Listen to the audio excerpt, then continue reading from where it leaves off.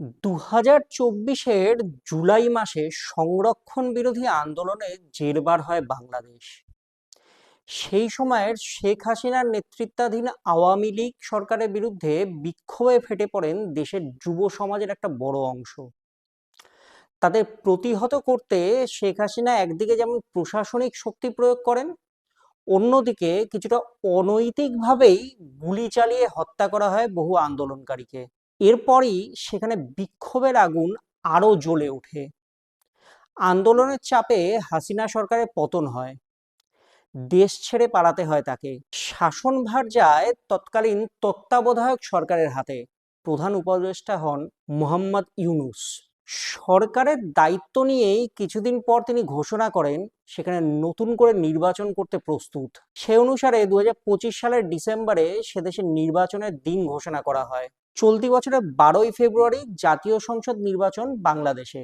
তবে ওই গণ অভ্যুত্থানের সময় শেখ হাসিনার ভূমিকাকে অপরাধমূলক চিহ্নিত করে ইতিমধ্যেই সেখানকার আদালত তাকে ফাঁসির সাজা শুনিয়েছে। সেই সঙ্গে এবারের ভোটে তার দল আওয়ামী লীগকে অংশ নিতেও দেওয়া হচ্ছে না। শুধু তারাই নয়, তাদের সঙ্গে একগুচ্ছ শরিক দল ছিল, তাদের অনেককেই এবারে নির্বাচনে অংশ নিতে দেওয়া হচ্ছে না। এই পরিস্থিতিতে বাংলাদেশের ত্রয়োদশ জাতীয় নির্বাচন বা ত্রয়োদশ জাতীয় সংসদ নির্বাচন ঘিরে যে প্রশ্নটা সবচেয়ে বেশি ঘুরে ফিরে আসছে তা হলো, নির্বাচনটা আদৌ হবে তো? এ প্রশ্নটা শুধু একটা সংশয় নয়, এটা আসলে গত 1.5 দশকের রাজনৈতিক অভিজ্ঞতা, ভাঙা আস্থা, রাষ্ট্রের প্রাতিষ্ঠানিক দুর্বলতার সম্মিলিত প্রতিফলন। নির্বাচন সামনে, তারিখ ঘোষিত, প্রার্থীরাও মাঠে নেমে পড়েছেন। এসব বাস্তবতার পরও সংশয় কাটছে না। কেন যে কাটছে না সেটাই বোঝা খুব জরুরি। নমস্কার, আমি অনিরুদ্ধ। বাংলাদেশে নির্বাচন নিয়ে সন্দেহ তৈরি হওয়ার একটি বড় কারণ হলো নির্বাচনকে একটি নিয়মিত ও স্বাভাবিক গণতান্ত্রিক প্রক্রিয়া হিসেবে মানুষ সেখানে দীর্ঘদিন দেখেনি।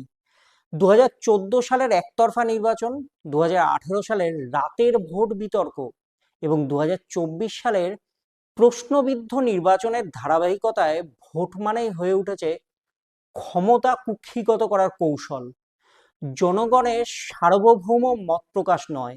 এই পটভূমিতে কোনো নির্বাচন ঘোষিত হলেই সেখানকার মানুষ স্বাভাবিকভাবেই ধরে নেয় কোথাও না কোথাও গলদ থাকবে। এর সঙ্গে যুক্ত হয়েছে অন্তর্বর্তী সরকারের চরিত্রগত দ্বন্দ্ব।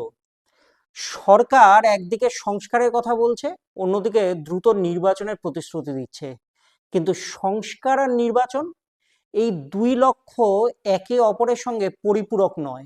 সংস্কার মানে সময়, বিতর্ক, মতভেদ ও কাঠামোগত পরিবর্তন। অন্যদিকে নির্বাচন মানে নির্দিষ্ট তারিখ, প্রশাসনিক শৃঙ্খলা ও শক্ত আইন শৃঙ্খলা নিয়ন্ত্রণ। অনেকের চোখে সরকার এই দুইয়ের কোনোটাতেই পুরোপুরি দৃঢ় অবস্থান দেখাতে পারেনি। ফলে নির্বাচন হবে এই আশ্বাস কাগজে কলমে থাকলেও মানুষের মানসিক নিশ্চয়তা এখনো তৈরি হয়নি সেখানে। আইন শৃঙ্খলা পরিস্থিতি এই সংশয়ের কেন্দ্রবিন্দুতে রয়েছে। সাম্প্রতিক বছরগুলোতে রাজনৈতিক সহিংসতার পাশাপাশি যে নতুন উপাদানটি যুক্ত হয়েছে তা হলো মব জাস্টিস বা অনিয়ন্ত্রিত জনতার ক্ষমতা। কোনো সিদ্ধান্ত প্রশাসনের আগে জনতার চাপে হয়ে যাচ্ছে, এমন ধারণা তৈরি হয়েছে সে দেশে। ভোটের দিন যদি কোনো কেন্দ্রে সহিংসতা ছড়িয়ে পড়ে, যদি কোনো অঞ্চলে ভয়ভীতি তৈরি হয়, তাহলে নির্বাচন বানচাল হওয়া বা প্রশ্নবিদ্ধ হওয়ার আশঙ্কা উড়িয়ে দেওয়া যায় না। এই বাস্তবতাই মানুষকে বারবার প্রশ্ন করতে বাধ্য করছে, রাষ্ট্র কি আদৌ পরিস্থিতি নিয়ন্ত্রণে রাখতে পারবে? ভোট কি আদৌ শান্তিপূর্ণভাবে হবে? এই সংশয়ের সঙ্গে আরেকটি বড় প্রশ্ন জড়িয়ে গেছে, আওয়ামী লীগ ছাড়া নির্বাচন কতটা অংশগ্রহণমূলক? ক্ষমতাচ্যুত আওয়ামী লীগের রাজনৈতিক কার্যক্রম নিষিদ্ধ এবং দলটির নিবন্ধন বাতিল। ফলে দেশের সবচেয়ে বড় ঐতিহাসিক রাজনৈতিক শক্তি এবারের নির্বাচনের বাইরে। যদিও বিএনপি ও জামাত এটিকে স্বাভাবিক ও ন্যায্য বললেও বাস্তবতা হলো বাংলাদেশের রাজনীতি বহু দশক ধরে দ্বিদলীয় প্রতিদ্বন্দ্বিতার উপর দাঁড়িয়ে। আওয়ামী লীগ ভোটে না থাকলেও তাদের একটা বড় সামাজিক ও ভোট ব্যাংক বাস্তবে রয়ে গেছে। এই ভোটাররা কি করবেন, ভোট দেবেন না ঘরে বসে থাকবেন, সেটি নির্বাচনের গ্রহণযোগ্যতার বড় পরীক্ষা হতে চলেছে এবারে। ইতিমধ্যেই বিএনপির প্রতিষ্ঠাতা খালেদা জিয়ার মৃত্যু হয়েছে। এরপরই তার ছেলে তারেক রহমান বাংলাদেশে এসেছেন। তিনি এই মুহূর্তে দলের প্রধান। তার চিন্তাধারা ও দলের প্রতি অবস্থান মায়ের তুলনায় অন্যরকম। জামাতের মতো সংগঠনকে সঙ্গে নিয়ে ইতিমধ্যেই তিনি নির্বাচনের জন্য একটি জোট গঠনের পথে নেমেছেন।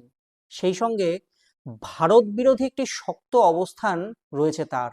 এখানে নির্বাচনকে কেউ কেউ ট্রানজিশনাল বা রূপান্তরকালীন নির্বাচন হিসেবে দেখছেন। যুক্তি হলো গণ অভ্যুত্থানের পরপরই আদর্শ গণতান্ত্রিক নির্বাচন সম্ভব নয়। প্রথমে একটি মধ্যবর্তী ধাপ দরকার। এই যুক্তির মধ্যে বাস্তবতা থাকলেও বিপদ কিন্তু থাকছে। ইতিহাস বলে অর্ধ গণতন্ত্র বা সেমি ডেমোক্রেটিক ট্রানজিশন দীর্ঘস্থায়ী হলে তা আবার নতুন কর্তৃত্ববাদে রূপ নিতে পারে। ফলে এই নির্বাচন যদি অংশগ্রহণ ও নিরাপত্তার ন্যূনতম মানদণ্ড পূরণ করতে ব্যর্থ হয়, তাহলে ভবিষ্যতের জন্য এটি ভালো নজির হবে না। এই নির্বাচনের সঙ্গে গণভোট যুক্ত হওয়ায় পরিস্থিতি আরো জটিল হয়েছে। জুলাই সনদের মাধ্যমে রাষ্ট্র কাঠামোয় মৌলিক পরিবর্তনের প্রস্তাব আনা হয়েছে। এই নির্বাচনের সঙ্গে গণভোট যুক্ত হওয়ায় পরিস্থিতি আরো জটিল হয়েছে। জুলাই সনদের মাধ্যমে রাষ্ট্র কাঠামোয় মৌলিক পরিবর্তনের প্রস্তাবও আনা হয়েছে। সংসদের কাঠামো, প্রধানমন্ত্রীর ক্ষমতা, রাষ্ট্রপতির ভূমিকা, বিচার বিভাগের স্বাধীনতা, এসব বিষয়ে সাধারণত দীর্ঘ সাংবিধানিক আলোচনার মাধ্যমে নির্ধারিত হয়। কিন্তু এখানে 4টি সংক্ষিপ্ত প্রশ্নের মাধ্যমে জনগণের সম্মতি নেওয়া হচ্ছে। অনেক ভোটারই জানেন না হ্যাঁ বা না ভোট দিলে ঠিক কি পরিবর্তন আসবে। এই অস্পষ্টতা গণভোটকে গণতান্ত্রিক শক্তি দেওয়ার বদলে উল্টো বিভ্রান্তি তৈরি করতে পারে। গণভোটে হ্যাঁ জয়ী হলে ভবিষ্যৎ সংসদ আইনি ও নৈতিকভাবে জুলাই সনদ বাস্তবায়নে বাধ্য হবে, এমন ব্যাখ্যাও দেওয়া হচ্ছে। কিন্তু বাস্তবে রাজনীতিতে আইনের চেয়েও শক্তিশালী হলো ক্ষমতার সমীকরণ।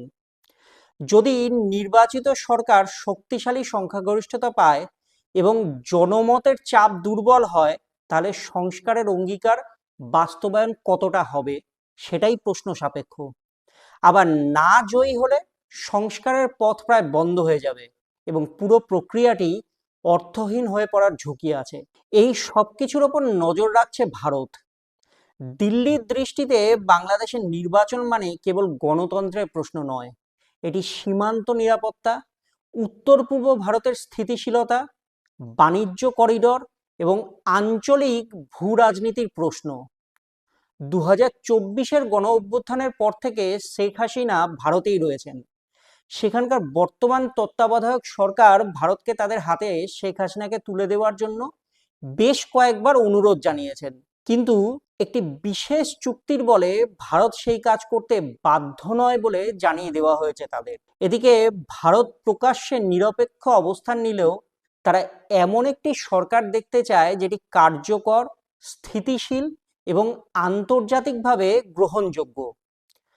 দীর্ঘ অস্থিরতা বা সহিংস নির্বাচন ভারতের জন্য ঝুঁকিপূর্ণ।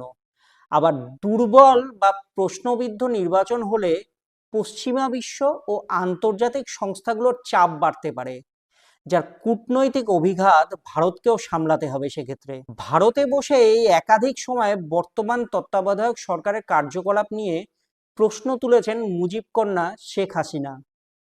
মোহাম্মদ ইউনূসকে ধান্দাবাজ ও মানবতা বিরোধী শাসক বলেও দাবি করেছেন তিনি। এবারের নির্বাচনে তাদের অংশ নেওয়ার নিষেধাজ্ঞার বিষয়টিও অনৈতিক বলে বারবার সরব হয়েছেন শেখ হাসিনা। সব মিলিয়ে 12ই ফেব্রুয়ারি শুধু একটি ভোটের তারিখ নয়, এটি বাংলাদেশের রাষ্ট্রচিন্তার একটি পরীক্ষাও। এই পরীক্ষা সফল হলে হয়তো বাংলাদেশ দীর্ঘদিনের অবিশ্বাস ও বিতর্কের চক্র ভাঙার পথে এক ধাপ এগোবে। ব্যর্থ হলে নির্বাচন ও গণভোট দুটোই ভবিষ্যতে আরো গভীর সংকটের উদাহরণ হয়ে থাকবে। প্রশ্ন তাই শুধু নির্বাচন হবে কিনা তা নয়, প্রশ্ন হলো যে নির্বাচন হবে সেটি কি রাষ্ট্র ও সমাজকে সত্যিকারের স্থিতিশীলতা দিতে পারবে? ভিডিওটি ভালো লাগলে লাইক, শেয়ার ও কমেন্ট করুন। সেই সঙ্গে আমাদের সোশ্যাল মিডিয়া পেজে ফলো করুন। ভালো থাকুন।